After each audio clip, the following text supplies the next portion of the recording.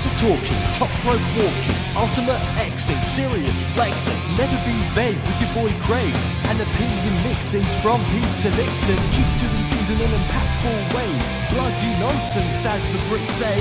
Talking bloody nonsense.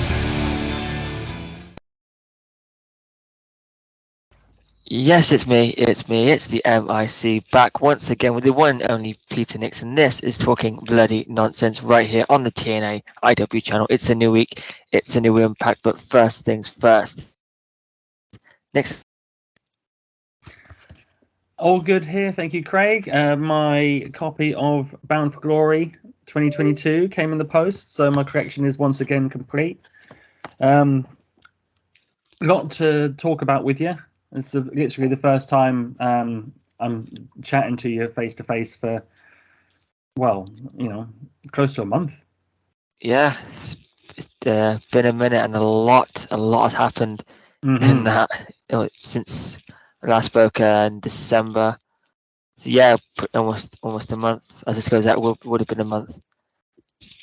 So yeah, I mean, I guess we should get into it, but. Unfortunately, our first show back, we have to start with some sad news. The last few months, of course, on New Year's Eve, we sadly lost Don West, TNA legend. There's no other way to describe him.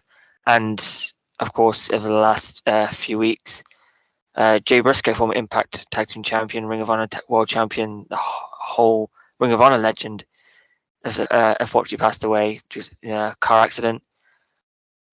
I mean, where do you start on this? It's such a sad loss. I mean, particularly with Don, obviously we knew he'd been unwell for a while, but it seemed like he had got better, got through it, and then it came back and couldn't fight anymore. Obviously Impact have paid tribute to him over the last few weeks, and the 10 bar salute at Hard to Kill, and of course paid tribute to him on Impact the couple weeks before.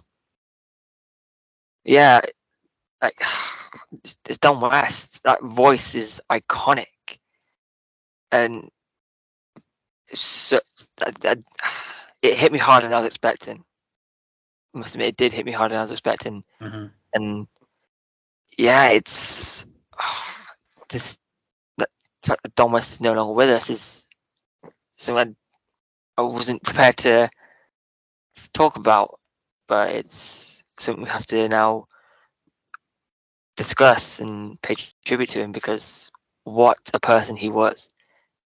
I mean, what to say? Yeah, well, Don was one of a kind, wasn't he? Really was. Yeah, when Don didn't appear at Slammiversary, I thought to myself, okay, something's up. He's not as well as people are getting on. But his death still came as a massive shock, and like you say, it hits you hard, because he was, because I've done a lot of commentary in wrestling. Don, his enthusiasm just spoke to me, and he was a big inspiration for my commentary style. He's another one of those cases of he should have been more celebrated whilst he was alive. I know a lot of people, there's been tons of praise heaped on Don West since he passed away. But when he was, during his run, he used to get a lot of criticism. But now people look back fondly on Don's style. So he obviously, he was doing something right, wasn't he? Very much so. Yeah, you hear all these stories about how good a guy he was. Conrad Thompson talked about how funny he was. It's very sad. And Gail Kim said in an interview recently, Mike and Don need to go into the Impact Hall of Fame. And if that doesn't happen this year, then I'd be very surprised. Yeah, it should have happened a long time ago, so they both could have been there. Yeah. But if it has to happen now. There's no way around this one. Don and Matt Tay need to go in the Hall of Fame because TNA, their back catalogue is full of so much and so many incredible wrestlers, matches, and their voices are part of that. And Don's reactions were legendary. You can go back in some of the biggest spots in TNA. You hear Don's just massive hype for it. That was freaking insane. Yeah, I mean the perfect example. Elix Skipper, tightrope in the cage. Yeah. You can hear Don in your head when you picture it. No way! You've got to be kidding! It's iconic. What a voice and what a man. It's sad that we've lost him. Yeah. But of course, we can only hope his friends, family, everyone affected by it can find some peace, and hopefully Don's at peace now. Yeah, exactly. And of course, also this year we lost Jay Briscoe in a tragic car accident, which I had no idea about until you messaged me about. I've only been back on social media last today, but I've read that his daughters are in a good condition, so hopefully they're fine. And yeah, Jay Briscoe, it was only a few months ago he was in Impact with his brother Mark, winning the Impact World Tag Team Championships and Ring of Honor Tag Team Championships. Just a legendary tag team. And 100%. And they're still, I believe he's 34, which is no age. But they are a legendary tag team. And there's only more to come. So it's such a tragedy losing Jay as well, because I've said on here before, I wasn't overly familiar with Briscoes. I knew the name, of course. I knew that the aura around them as a tag team, and how entertaining they were, and how technically gifted they both were, and seeing an Impact was my first exposure to them, and their promos as well, right? And Jay was he made me laugh most in his promos. It was excellent, and I said, but I've only seen limited stuff of their work, but I know you've seen a lot more than I have. Yeah, I've seen the Briscoes a couple of times live. They always put on a great show, usually steal the show.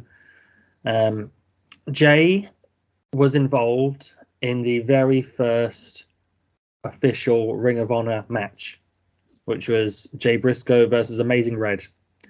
And it was February 23rd, my birthday, in 2002. So he is a Ring of Honor legend. If there's no better use of the word legend than when you describe Jay Briscoe as a Ring of Honor legend. It felt like, me and the Booker Man were talking about this on Saturday. It felt like it took Ring of Honor to go away for a few months for people, for Jay and Mark to get out on the scene, to go to GCW, to go to Impact, for people to really kind of appreciate them, because they lived in that Ring of Honor bubble for so long. So you were only exposed to the Briscoes if you were a Ring of Honor fan. So I'm glad Jay and Mark got to sort of spread their wings a bit in that period of time. So cool that we can say that Jay and Mark were Impact Tag Team Champions in that time. I don't know if you saw any of the Briscoes versus FTR, their trilogy on the Ring of Honor pay-per-views. No, I haven't. It's a tragedy. I need to go and watch them, but it's finding the time. There's so much wrestling, but no, it's something I definitely have to seek out, because heard nothing but good things, and I know how talented FTR are, and I now know how talented the Briscoes are. And it's being described as the best trilogy of tag team matches ever. wow. It's being said in the same breath as Ric Flair, Ricky Steamboat, and Kenny Omega, Okada. It's been getting that high praise. I know the first match got 5 stars, and I know the third match, the double dog collar match, got 5.5 stars. I can't remember what the 2 out of 3 falls match got, but yeah, just incredible matches. Yeah, I can all believe 3 it. of them. Yeah, it's such a tragedy that we lost Jay Briscoe. So I mean, in the prime of his career, Yeah. I can never remember a wrestler. I mean, obviously, wrestlers have died whilst being currently active, being active roster members, but I can't ever remember a champion dying. And Jay was one tag team champion. So I'd be interested to see what now happens with the Ring of Honor tag team titles. I know, obviously, in the grand scheme of things, it's not a priority. It's not something they're immediately thinking of. But what I would like to see is those physical belts retired. Mark to keep hold of them. That'd be a nice touch. Yeah. And then who knows what Mark Briscoe's going to do now? Will he retire? Will he carry on? That's it. Yeah. Months ahead will tell us that. I'll again hope his friends, family, anyone who cared about him can find some sort of peace with that. He's at least at rest now. But it's a sad few weeks for wrestling. Mm-hmm. And I believe Ring of Honor, AEW Ring of Honor, released a T-shirt with all proceeds going to the Briscoe family, and I'm not quite sure if the Don West GoFundMe still active, but if it is, we'll post it in the description, of course. Mm-hmm. Like we usually do on these episodes. I assume they can go to support for any costs they need help with. But yeah, it's a sad few weeks in wrestling. But I guess I have to take on let's go some lighter stuff now. Last week, I believe it was revealed that ICW, Insane Championship Wrestling here in the UK, their relationship with the WWE and is no longer existing. It's not a thing anymore. They're off the WWE network. They're posting their weekly Asylum shows on their ICW YouTube channel. ICW On Demand is back up and running. What do you make of this? And do you think there could be some sort of relationship with them in Impact? Because I assume they'll be looking for somewhere else to go unless they stick with ICW On Demand. And do you think this is just a start for WWE dropping the UK promotions from the network, such as Progress and in Europe you got WXW? So what do you make of the whole ICW no longer being on the WWE network? Well, I mean, I don't know the numbers that these shows get on the WWE network. They're clearly not a priority for WWE to keep hold of. So it doesn't surprise me that ICW are no longer dealing with WWE, or vice versa. And it could very well be that Progress and WXW are next. It would be interesting to see if ICW develop a relationship with Impact and their stuff gets on Impact Plus. But if they're, I don't think you're able to monetize wrestling on YouTube, are you? I don't think you're able to benefit monetarily on adverts on pro wrestling content, or not any actual physical action. No. Obviously, the discussion shows like Wrestle Talk and What Culture, etc. They heavy on the adverts, but I don't think you can have adverts, so it wouldn't make sense. I guess, I don't know, they're able to capitalize on it another way for ICW to do their show purely on YouTube. Maybe they can advertise their merchandise, or get their own streaming service advertised on their own YouTube channel, and maybe they can benefit that way. But yeah, unusual circumstance, and I'm interested to see what happens next with those 3 companies on the WWE network. Yeah, obviously, ICW, the biggest promotion in Scotland, and one of the biggest promotions in the UK as a whole. It's given the rumors of WWE being sold to whoever, it makes this news a little slightly more intriguing, because is this part of the selling, just dropping everything not associated with the WWE? Because ICW and WWE have had a strong relationship for many years. I mean, Triple H even appeared at an ICW show. So it's a weird one, given that it seemed to be just over.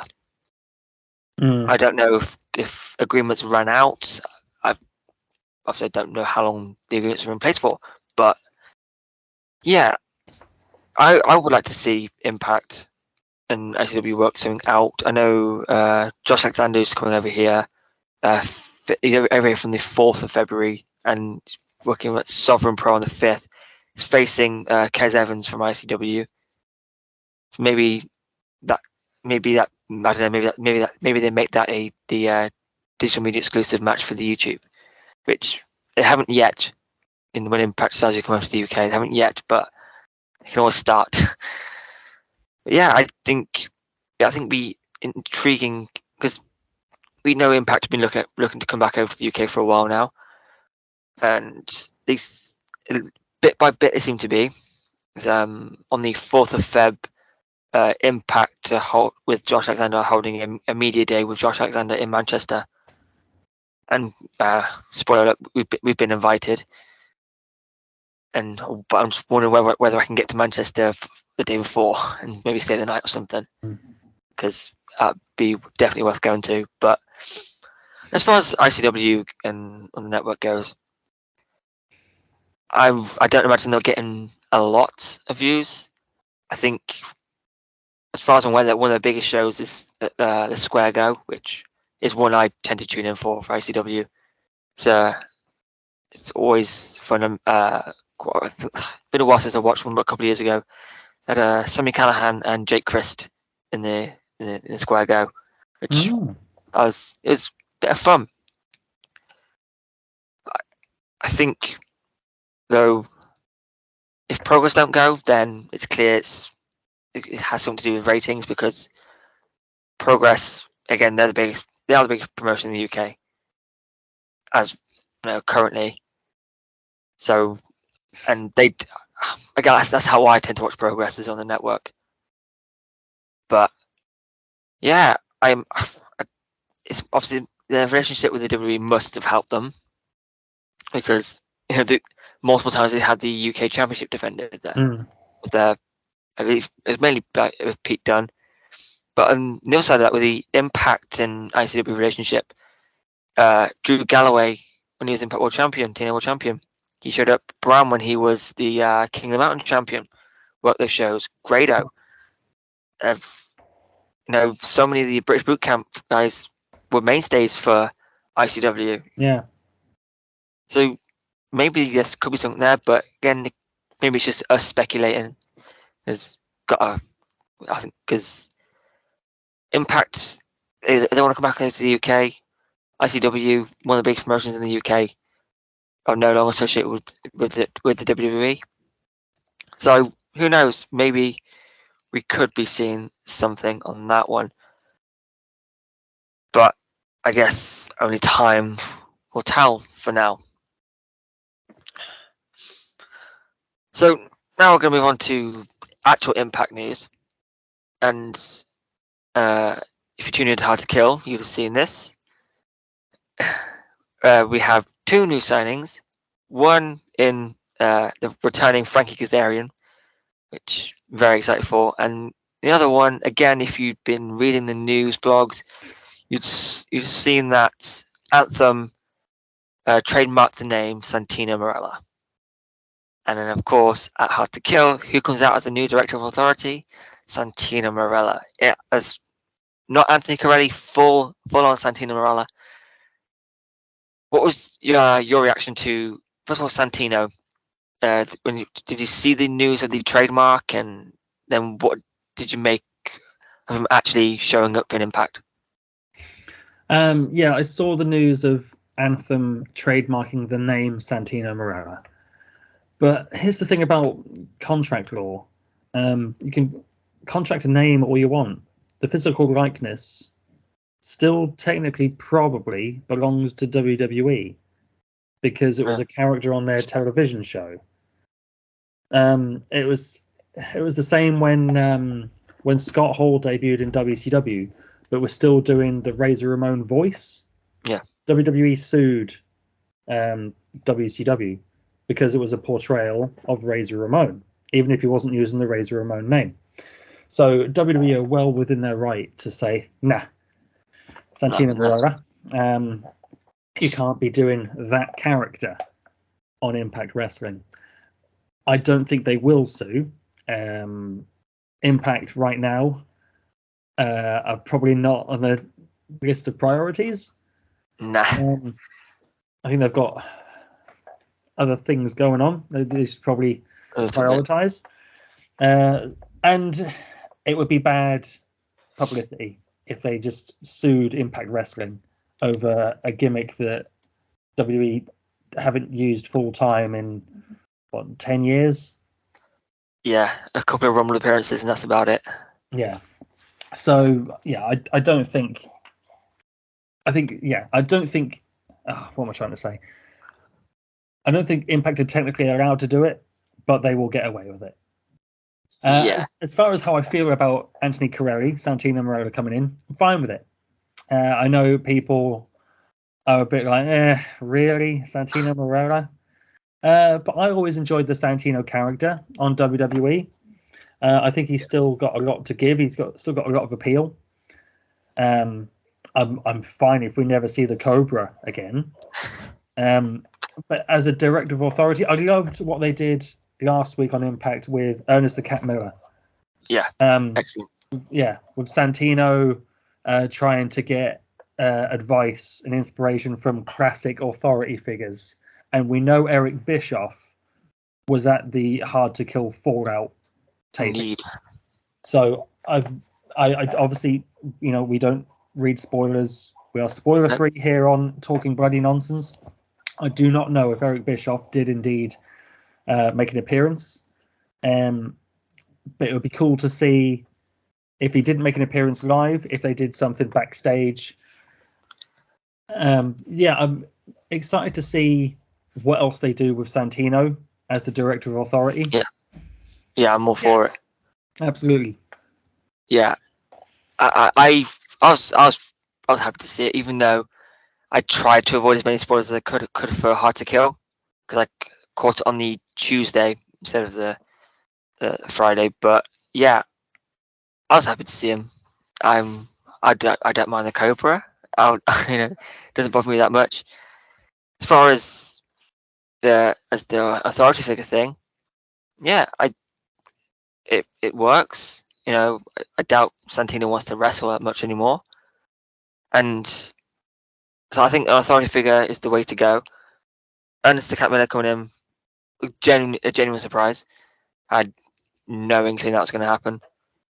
As far as the Bischoff thing goes, if it is Bischoff, would we be able to use the Bischoff name though?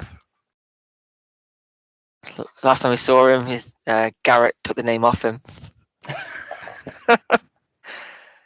We had to use that Bischoff. Didn't he go? If continuity is to be honoured, then no. Yeah, because they went so far as to bleep the name. Every time it was mentioned, so can they use the name Bischoff? But no, they have to bring him out as Eric 83 weeks. Probably. No, I'm like absolutely fine with it. Like, it's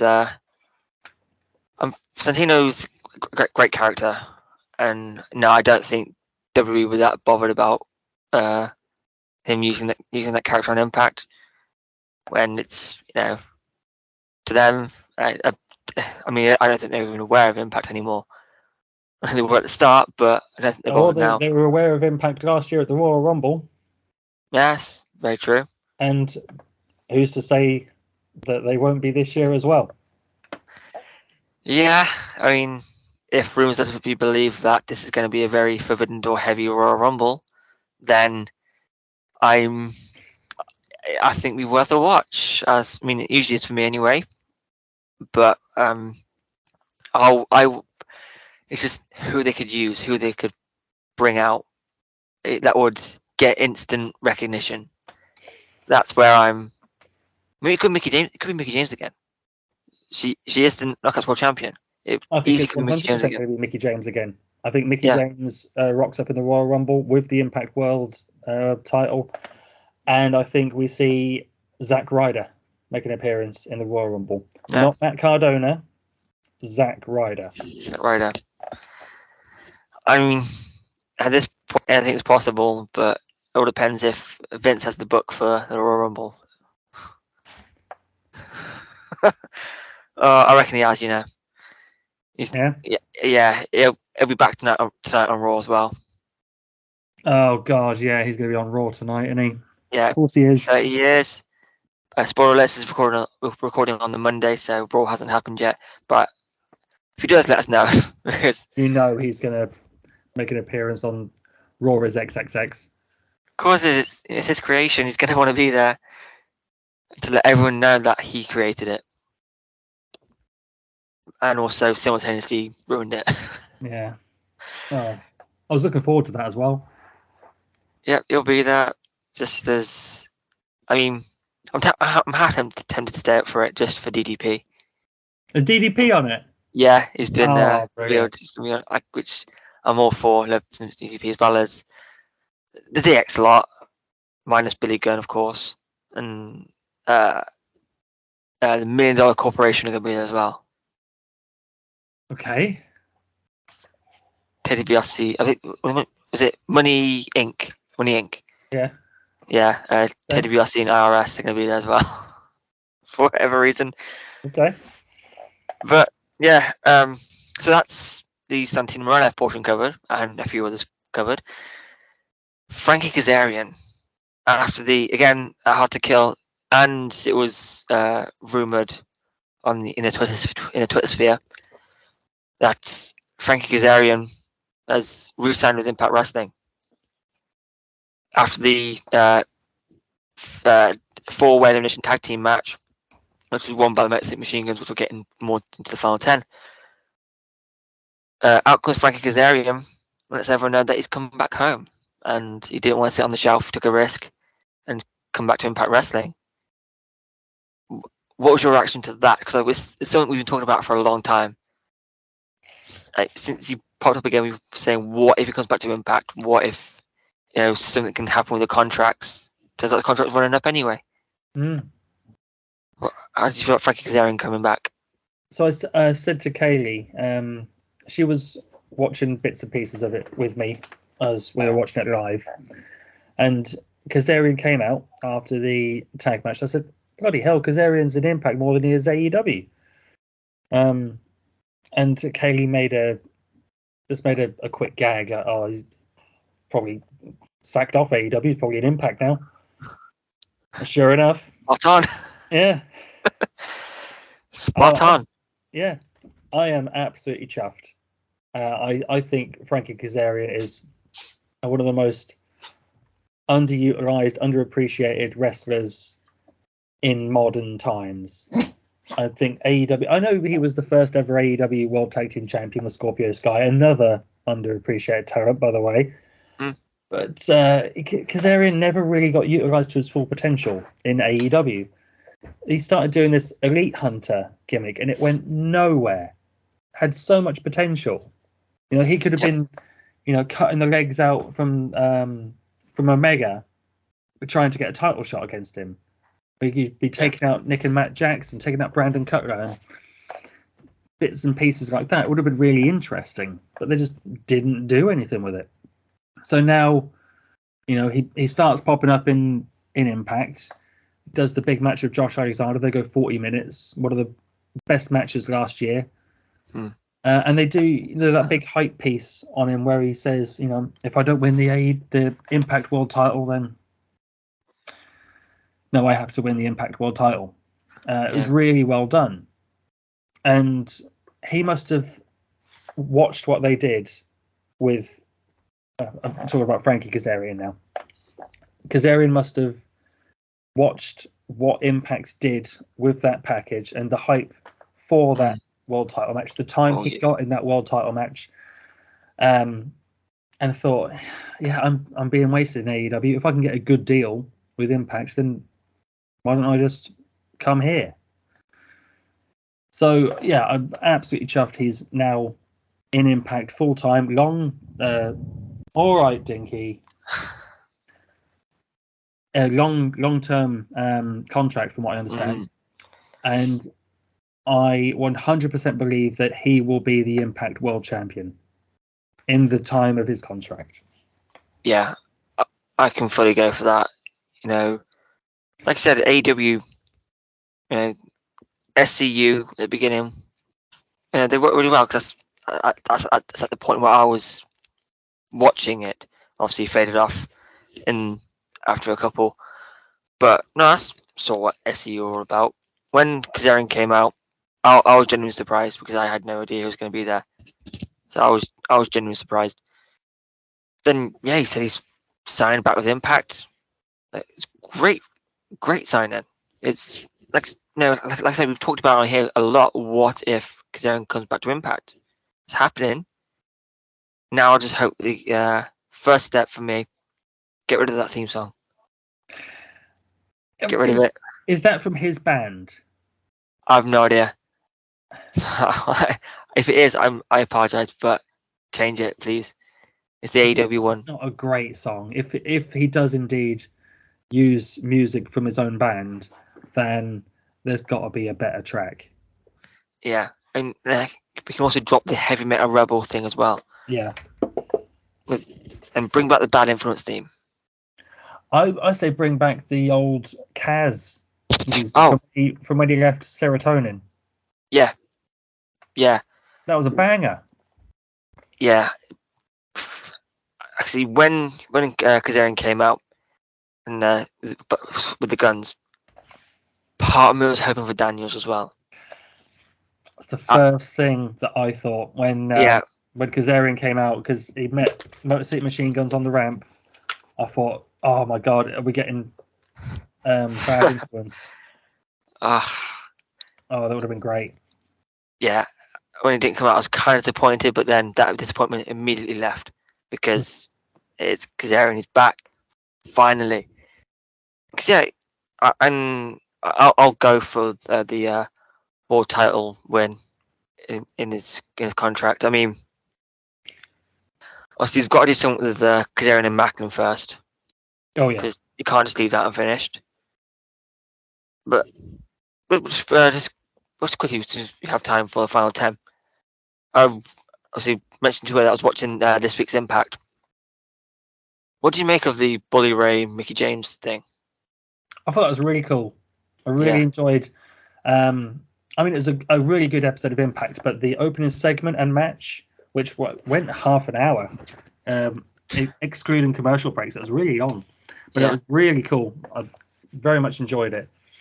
And then I was hoping we were going to talk about the pit fight as well. We absolutely can.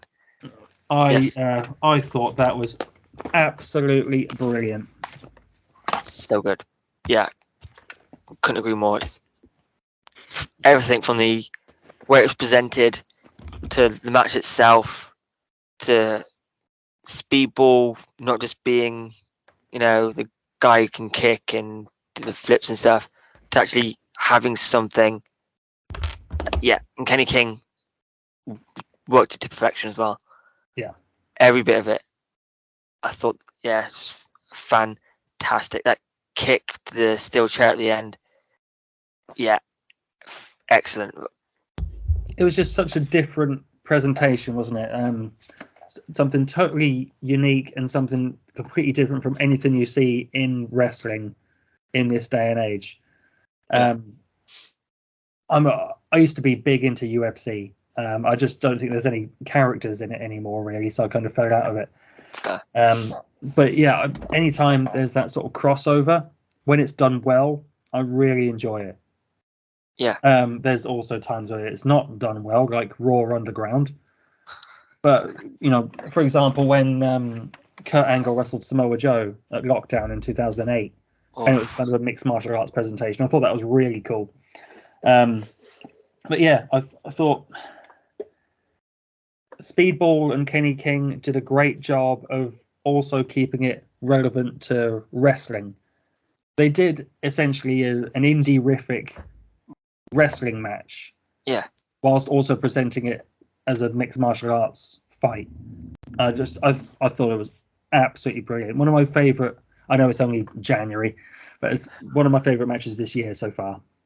It was they worked it to perfection. It really did. I mean, it felt legit, which is, I think, that for me is the highest compliment you can pay it. It felt legit. Because Kaylee pointed out that Kenny King was wearing Versace style fighting shorts. Yeah. And I thought, I mean, that's so good for Kenny's character. Yeah, I didn't take that. Yeah, played it perfectly. Yeah. Yeah, it felt to me, obviously, they said they've never had anything like it before in Impact, but obviously, most people have watched Josh Barnett's Bloodsport.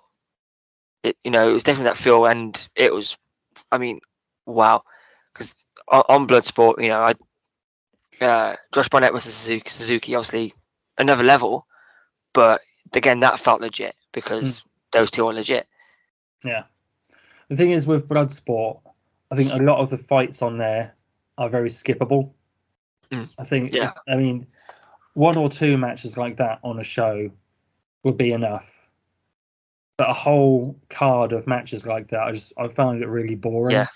No, I was with you. I generally just skip to the matches I want to see, and I don't watch the rest. Yeah, I watched the I think it was the last Bloodsport with Moxley versus Chris Dickinson. That was I didn't see it. Yeah, that was the next one, and Layla Hirsch was on it as well, and Josh Alexander had a match. Forget who. It's been a while, but no, I enjoyed it for those parts. Like I said,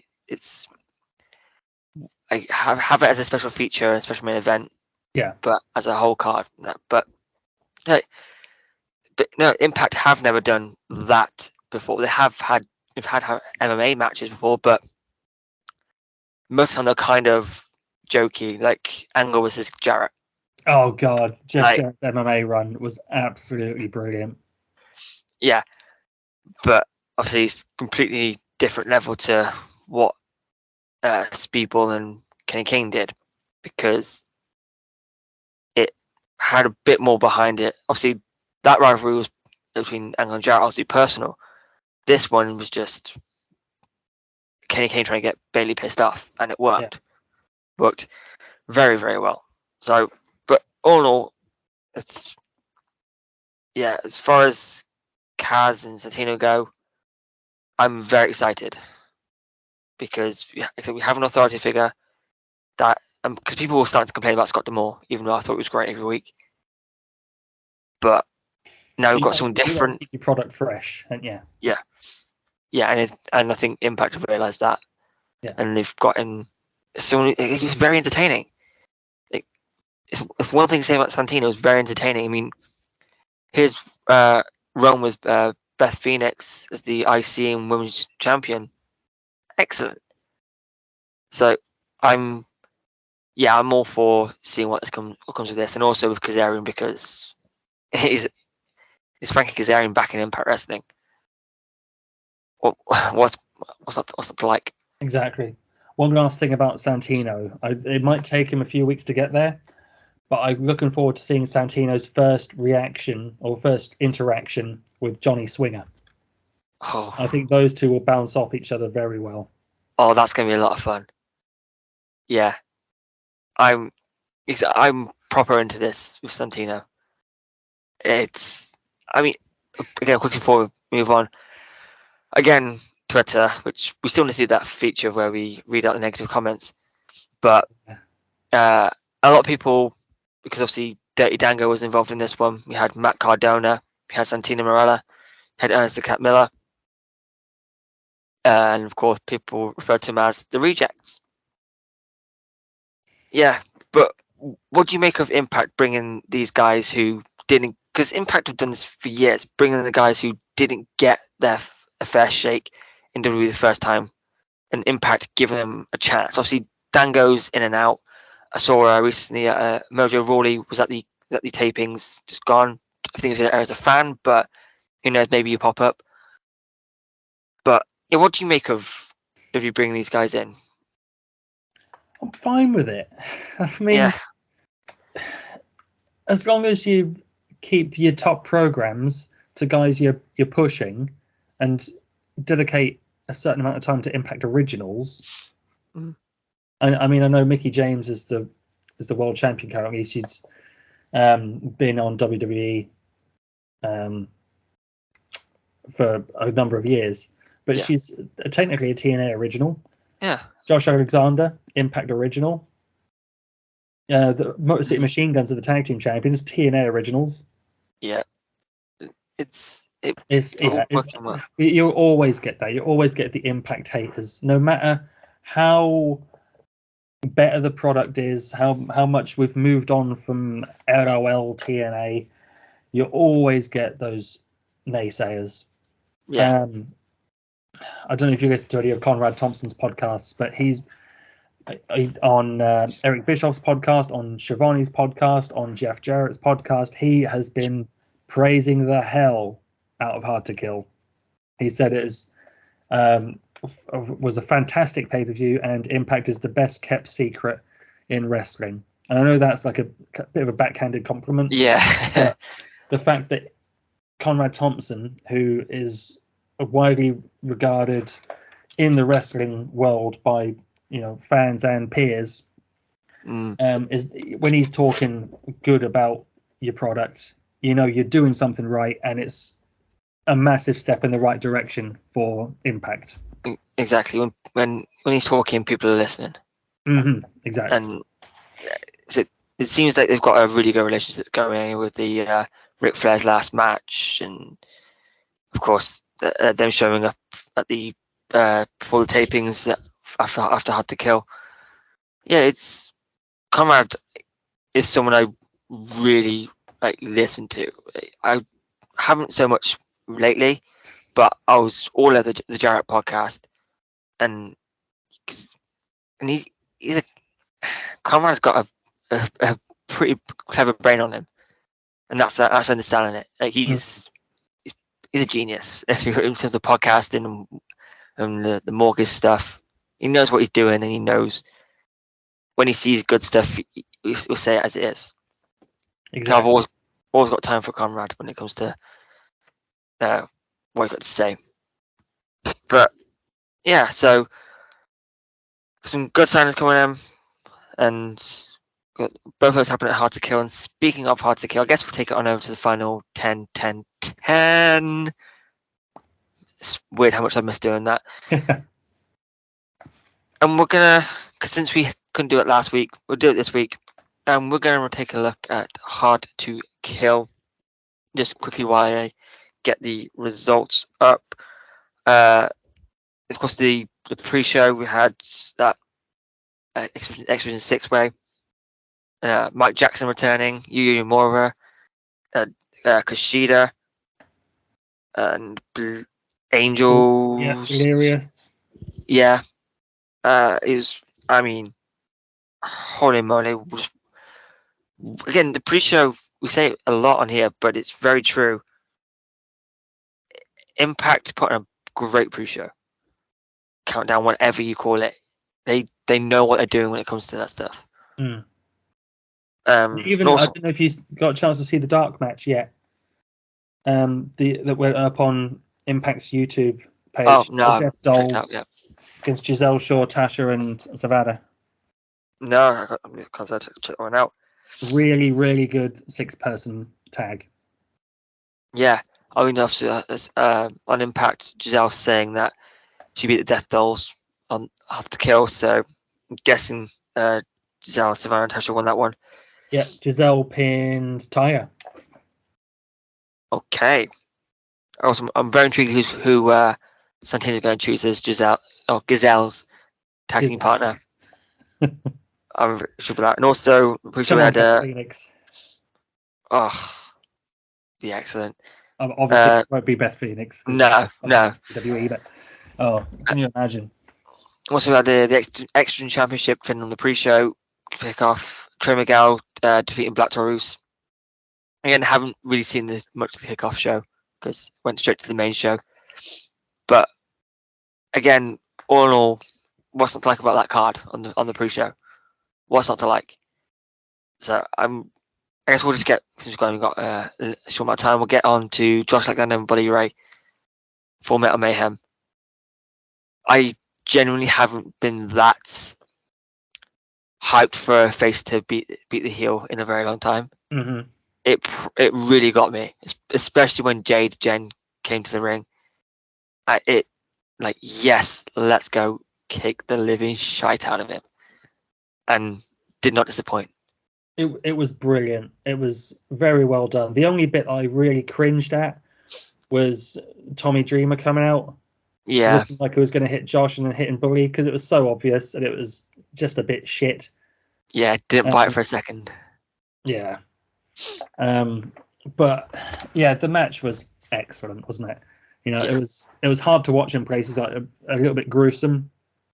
And I was, when Josh was climbing the ladder that was set up on the stage, I thought, oh God, how many ways can this go wrong?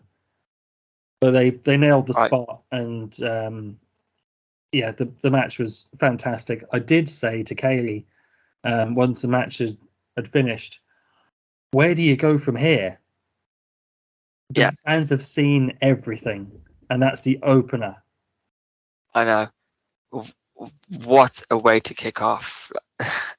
For me, that the ladder spot, my focus was on the fact that the ramp was on different level, obviously just slanted slightly. I thought, Josh could legit fall here and break his neck again. Yeah. But Jade was holding the ladder, right? Literally put a full weight on it. Yeah. So Josh had plenty of stability. Otherwise, that could have gone like that. Yeah, could have gone very, very wrong, but thankfully it didn't, and it paid off. Because it's a quick question for you. Do you think how much longer can you see Bully Ray sticking around for? I don't know. I don't know if he's got a contract or if he's on a pay-per appearance. Do you? No, I haven't seen anything in regards to Bully Ray. He hasn't said anything either. I mean, he's currently not in any danger of outstaying his welcome. No. Because even though we weren't the most hyped when Bully won the Call Your Shot Gauntlet, his run has been tremendous. So if he sticks around a little bit longer, fucking fantastic. Yeah. His promo to Mickey, he wasn't wrong. Yeah, exactly. He wasn't wrong. Bully Ray, he may be a prick, but he's very good at it. Very good at it. So there we had Josh submitting Bully to retain the Impact World Championship. Fatal 4-way tag titles. I was a bit disappointed. I did want to see Bullet Club win this one, but I'm not too disappointed because Machine Guns are still tag team champions. Yeah, I'm absolutely fine with that. I thought it was a really fun tag match. Glad not to see Machine Guns retained because they've still got a lot to do. I wouldn't have been offended if Ace and Bay or Major Players won the belts. No. I think there's plenty of time to get to those. Yeah, definitely. It seems like the Major Players are going to be sticking around a bit longer, but given Matt Cardona saying that he wants Joe Hendry next for the Digital Media Championship. And speaking of the digital media championship, Joe Hendry defeats Moose. First, Moose defeated Joe Hendry, and now Joe Hendry defeats Moose. So technically, Joe Hendry's still the Impact World Digital Media Champion when he should be a 2-time Digital Media World Champion. But hey, technicalities. Of course, that match was restarted by the new Director of Authority in Santino Marella after a low blow by Moose. Very pleased. I did not want to see Joe Hendry lose it just yet. Yeah. The match was a bit nothing. It was just kind of there for me. Yeah. Standing. It did its job. But people were more into Moose than they were Joe Hendry. Yeah, I noticed that. It was Moose's hometown there. Oh, is he from? Yeah, he's from Atlanta. Oh, he had some of his old Falcons colleagues. Yeah. In the crowd, didn't he? Yeah, I didn't even think of that. Yeah, it's Moose's hometown, so kind of makes sense. But there's still a good reaction for Joe. Like it's all over the place now. Yeah. And so I had no issue with. My issue would have been had the match stood. Then I would have been a bit. Oh, what's the point in that then? But I'm pleased with Joe Hendry because he's got that big win under his belt. Yeah. And it's taken him a while, but he's beaten a former world champion. It felt like the match was more to bring in Santino Marella than it was to for any other reason. Yeah. Good point, because I can't see where else he would have fitted in on this one. Mm. Then it was Marshall Slamovich defeating Deonna Purrazzo, Killer Kelly, and Taylor Wilde in a 4-way from number 1 contenders match for the Knockouts World Championship. Very good match. For 4 great knockouts. Taylor Wilde seems to be getting a little push. Yeah. More than I still don't understand this witchy character because it didn't seem any different really. She's darker, but it's not much. Well, that's the thing, isn't it? How is it darker? All she's done is got new music, new Titantron, new gear, and she still does that, and she does that. I noticed this week in Impact she was just laughing for no reason. So I guess that counts to being a bit like, I guess laughing for no reason makes you a bit whatever. I think my takeaway from that match, because Deonna's fantastic, we know that. Marshall Slamovich, future world champion, we know that. Taylor Wilde, legend, we know that. Yeah. Killer Kelly has kind of been exposed as the not so good wrestler that she is. Yeah, that's my concern. Yeah, I noticed it at Hard to Kill and in her match against Taylor Wilde from Impact last week. Her timing is real bad. Her bumps are dreadful. When I was rewatching Bound for Glory, which I now have on DVD, she came into the Call Your Shot gauntlet, and because she was just throwing strikes, she looked great. Mm. And she's got her character down, and that her character is intriguing. But as a wrestler, she needs more training. She is not ready for a push yet. And the fact that she beat Taylor Wilde makes me worry about where they're going to go with Killer Kelly. I can understand that. Another slight concern of mine in this match was Marsha lost to Jordan Grace twice, which, she was a champion, I understand that. But she lost to Taylor Wilde leading up to this match Hard to Kill. And now we've got to believe she's the number 1 contender again and can take out the world champion. Part of me is struggling to fully get behind that because of that loss to Taylor Wilde and losing twice to Jordan Grace. But I guess Mickie James, they can do some, try and twist it a little bit different. But when she came out again last week's Impact and handed Mickie the death warrant, I wasn't as hyped as I had been for previous death warrants because she's been beaten. It's the what's the word I'm looking for? The menacing part of that's kind of been diminished. But she's no longer unstoppable. She is beatable. Yeah, she can be beaten. Yeah. I see exactly what you mean. And if you're going straight into Mickey versus Masha, it either means Mickey's going to have a very short title run, or Masha's going to be beaten again. So I was thinking about this, and the way I would do it is to build a proper feud. And if they're going to do a match at No Surrender, for example, on the 24th of Feb, I think. Sounds right. Yeah. Go with that. It has to be a non-finish. Oh. Because they can't just do a title switch like that, and they can't just beat Masha like that. I would develop a feud and then do a blow-off at Rebellion and finally have Masha win the title. Yeah. See, part of me was thinking maybe make it a triple threat with Jordan and Mickey can meet Jordan.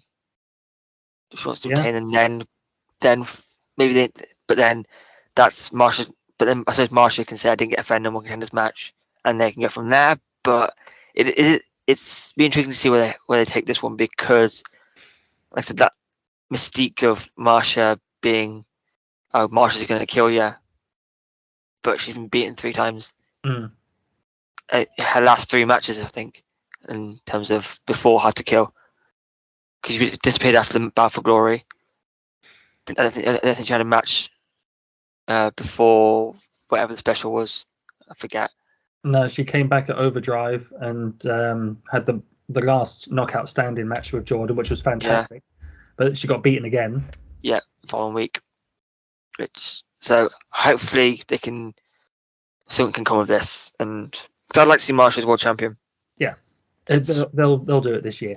Guaranteed. Yeah. So then we had Force Count Anywhere, Rich Swann, Steve Macklin. Macklin defeats Rich Swann. Still doesn't get a shot at the Impact World Championship. It's beyond me, but hey, they must be doing something. Again, he will be world champion this year. Yeah, guaranteed. Yeah. A good match, though, wasn't it? It was fun. Yeah, very good match. Yeah, Raven's commentary was bizarre. Raven, you've got to expect that from Raven. There, it's something's gonna.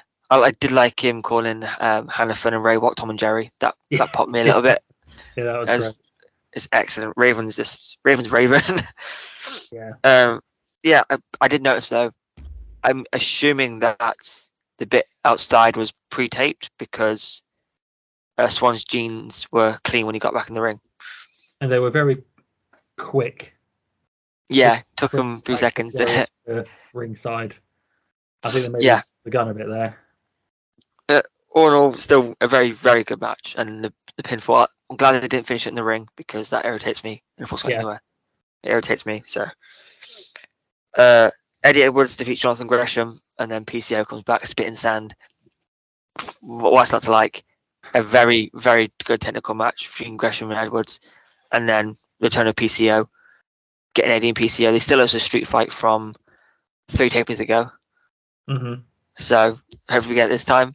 Eddie! He's so good. I was a bit worried they were just going to leave him out for a little bit longer, even though his contract is very short.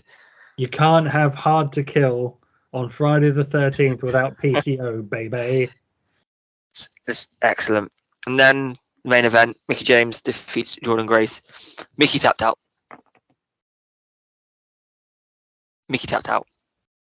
In that one. You know, I saw that, and I thought, she totally tapped out there. Yeah. She tapped. It's no doubt Mickie tapped out. They're mentioning it, which obviously means either it wasn't planned and they're going with it, or it was planned and they're going with it. I don't think it was planned. I think that was a mistake. But I can brush past that because the match was good. The match was great. And I thought I'd be more disappointed to see Jordan lose, but I'm not as much as I thought I was going to be. I still am, because Jordan is the best knockout we have currently, and one of the best world champions up until Hard to Kill. Yeah, I'm not disappointed, because we still get Mickie James. and I'm fine with Mickey James being the champion again. And I'm glad she's still active and on the roster. But yeah, I am disappointed that Jordan's no longer the champion. Yeah. But all in all, it's a great pay-per-view like we knew it is with Impact. Really, really good main event. Yeah. Really enjoyed that. I mean, there was a lot of drama, a lot of emotion in that main event. And in the opener. I mean, it was sandwiched beautifully. I mean, it's the third or fourth Hard to Kill, if I'm remembering rightly. Yeah. And I think 3 out of 4 have had women in the main event. Oh, yeah. I don't think many pay-per-views can say that. Yeah. The first one was Tessa Blanchard and Sami Callihan. I mean, yeah. Then the second one was the 6-man tag with Kenny Omega in it. Yes, that was it, yeah. But then last year it was Mickey and Deonna. This year, Mickey and Jordan. Yeah. So, I mean, and not bad if a couple of years for Mickey, back-to-back main events of pay-per-view. And winning the championship as well, retaining and winning the championship. She is Mrs. Hard to Kill. Yeah, and I think Eddie's Mr. Hard to Kill. Yeah. He hasn't lost yet. So this has been fun. Have you enjoyed it? Yeah. Yeah? Should we do another one? Yeah, why not? Same time next week, I think. All right. And yeah, let's go with that one. Yeah, it's been fun. Glad we can finally get back to doing this because it's been a mad old couple of weeks. But some normality, talking bloody nonsense is back. Of course, you can go follow us here, there, everywhere. Facebook, Twitter, YouTube, Spotify, and wherever else you podcast. Go check out every bit of content we do here on the channel, including TBN chats with some of the very best the UK has to offer. From Lizzie Evo to George Lydon to Ricky Knight Jr. to the great Len Davis to Simon Hill to Mark Adams. So many more to come. Let us know who you want to see, and we'll do our absolute best to get them on. Your power rankings, of course, is back. With Lucha is now officially the new co-host. He is on the power rankings now with Datia and Bert, or Datia and Bert. Yeah, new format, longer show. It was really enjoyable. The Go-Go Power Rankings. Yeah, go check them out. Doing a great job finding their groove nicely, and it's all fun. So much content. I hope you can all enjoy. Shout out Frank Fiat for the awesome theme song. Love it. My nephew, by the way, loves it. Yeah. Yeah, he sings it. Yeah, he sings it. It took him a while, but I've finally got one of my nieces and nephews into wrestling. So when you walk in the room, does he go, talking bloody nonsense? Yes, but he also goes, never being vague with your boy Craig.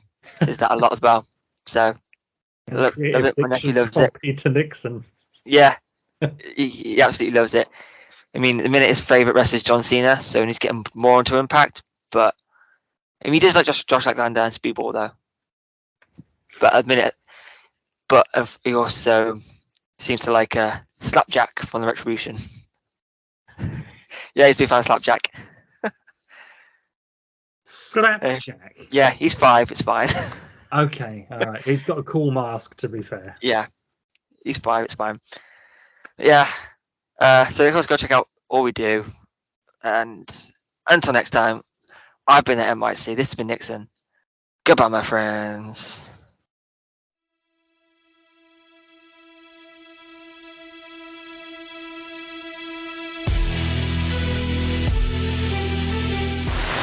Ooh.